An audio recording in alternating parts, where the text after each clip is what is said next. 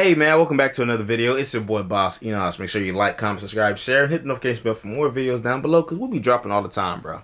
So today's video is something that is pretty serious, okay? This caught my I seen something about it a while ago, and then it caught my attention again, and I actually dived into it and looked it up and was reading about it. And it's pretty crazy. This is pretty crazy. In Jackson, Mississippi, the House of Representatives are trying to pass a bill that makes a special district to assist with court cases and stuff, and only the people in power can appoint the judges. The civilians cannot vote for the judges. The people in power is a super majority of white people. They're all white. So what does that tell you? They're taking the ability to vote from the black people, because Jackson is 83% black, Jackson, Mississippi. So they're taking the voting away from them and leaving it in their hands so they can vote for who they want, which is more than likely going to be other white Republicans. Okay? So what does that sound like? I'm not tripping, okay? I'm not tripping.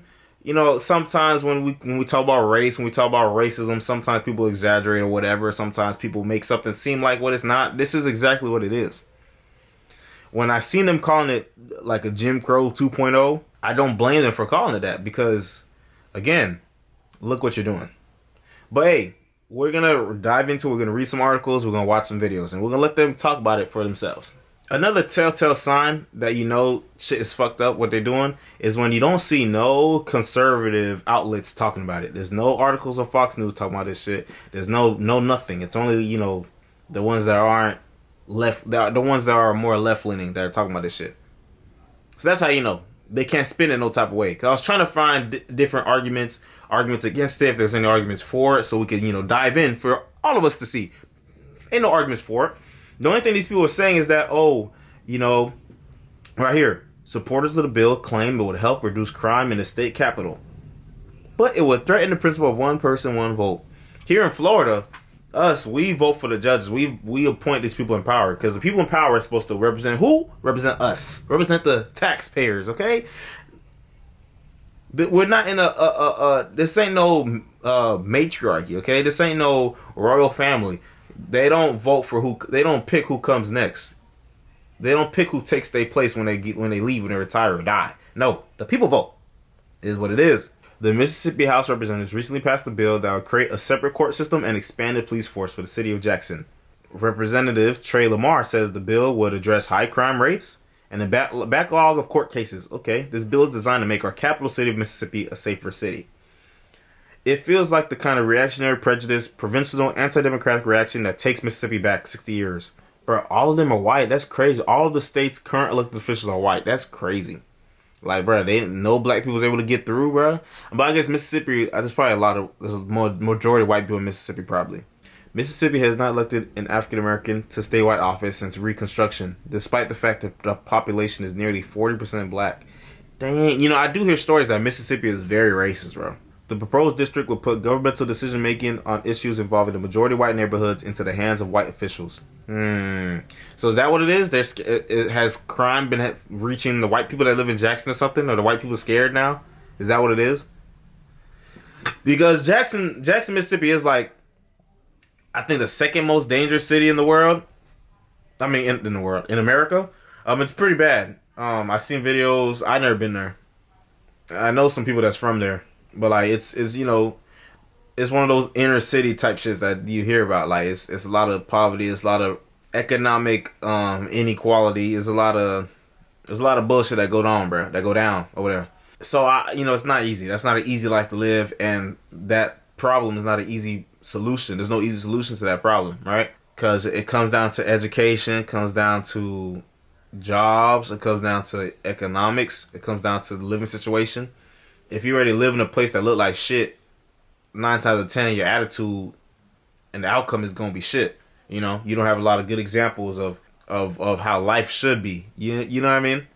And a lot of people are comfortable just living like that because how they gonna change it? So it's a tough situation, bro. It's a tough situation. But this, I don't think I have a problem with expanding police presence if crime is really that bad.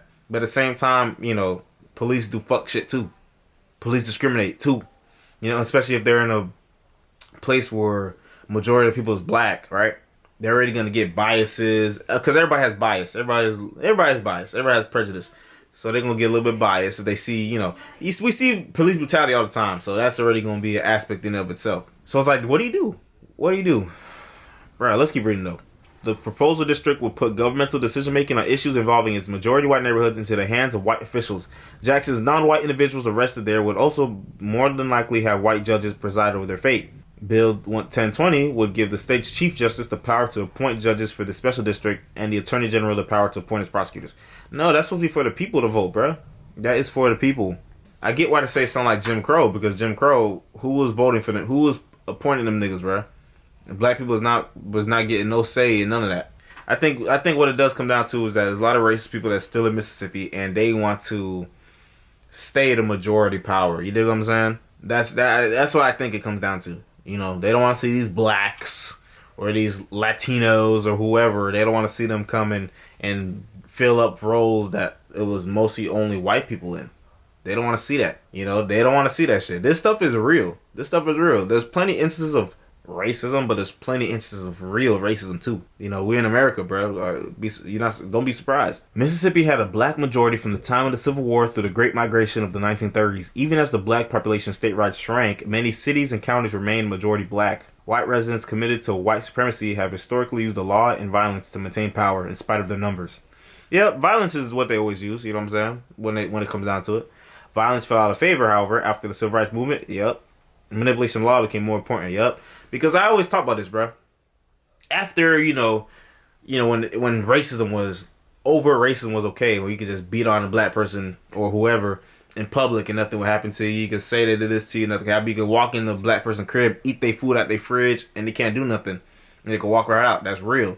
You dig what I'm saying? Once that became taboo, now they have to find new ways to do what they was always doing. Subtle ways. Through the law, you know what I'm saying? Through police, you dig what I'm saying?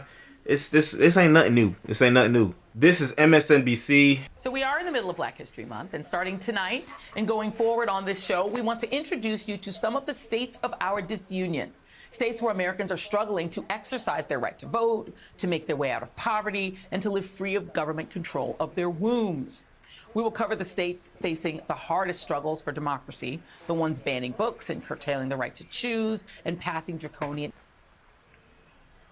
Yeah, banning books that shows niggas sucking dick to little kids. Shut up. ...anti-trans laws. But we'll also show you some of...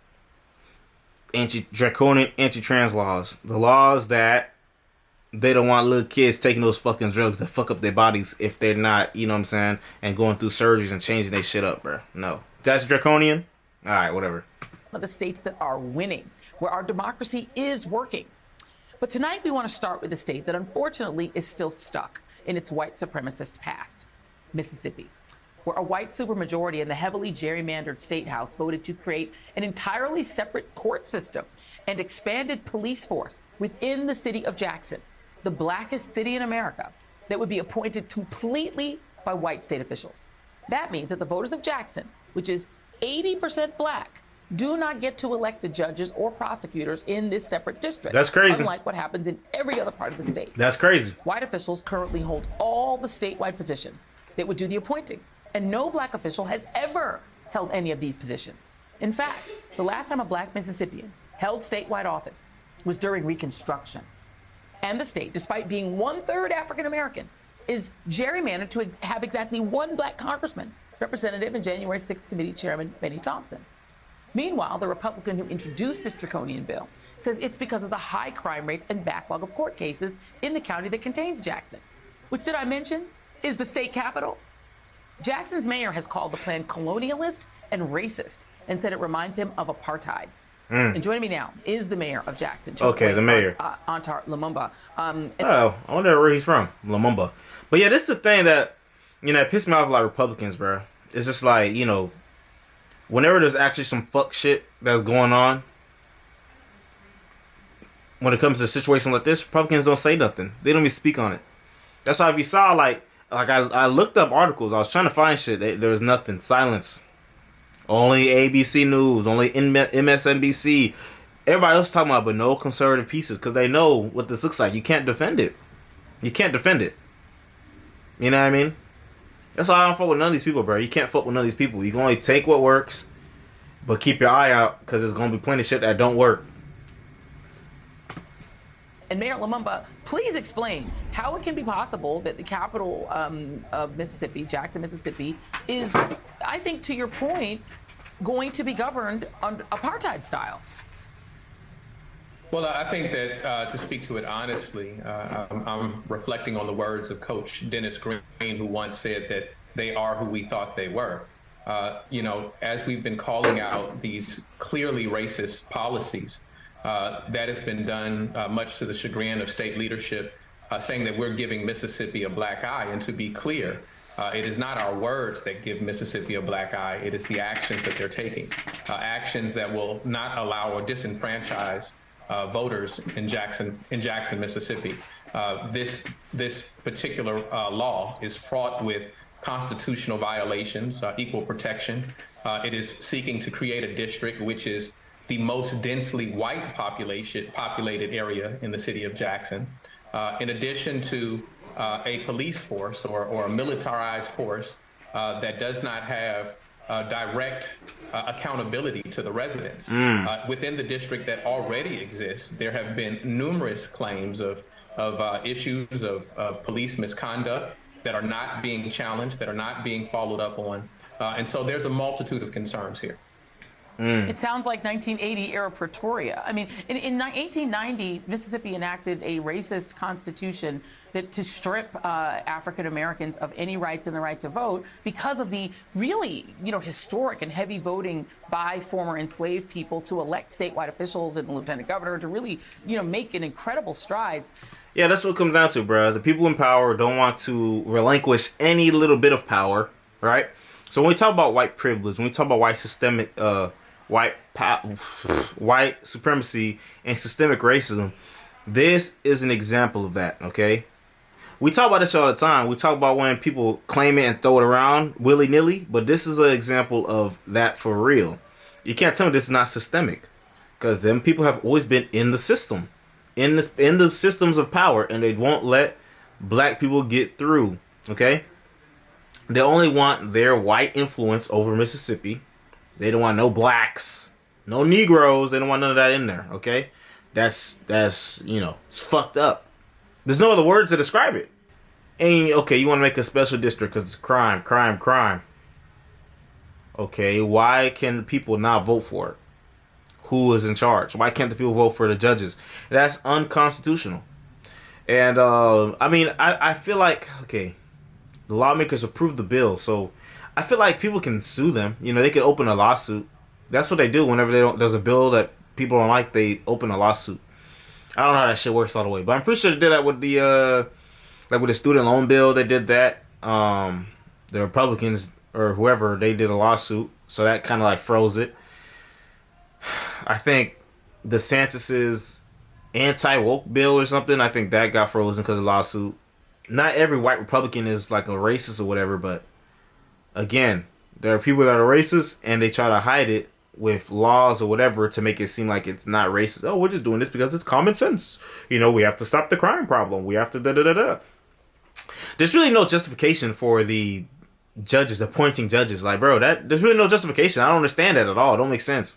How could it be that more than 100 years after the Civil War, Mississippi still is governed this way when it has the highest black population in the entire country, percentage-wise?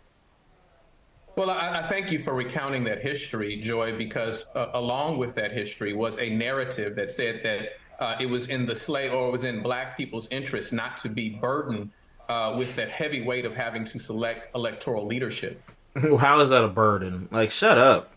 Much in the same way as they have created this district that they set to appoint, the representative who created this legislation or introduced this legislation suggested that the reason that he thought that these judges should be appointed rather than elected is because we wanted, quote, the best of the best, which is to suggest that Jackson residents are not intelligent enough or aware of their needs. That's exactly what that means. Oh, we want to make sure we have the best of the best.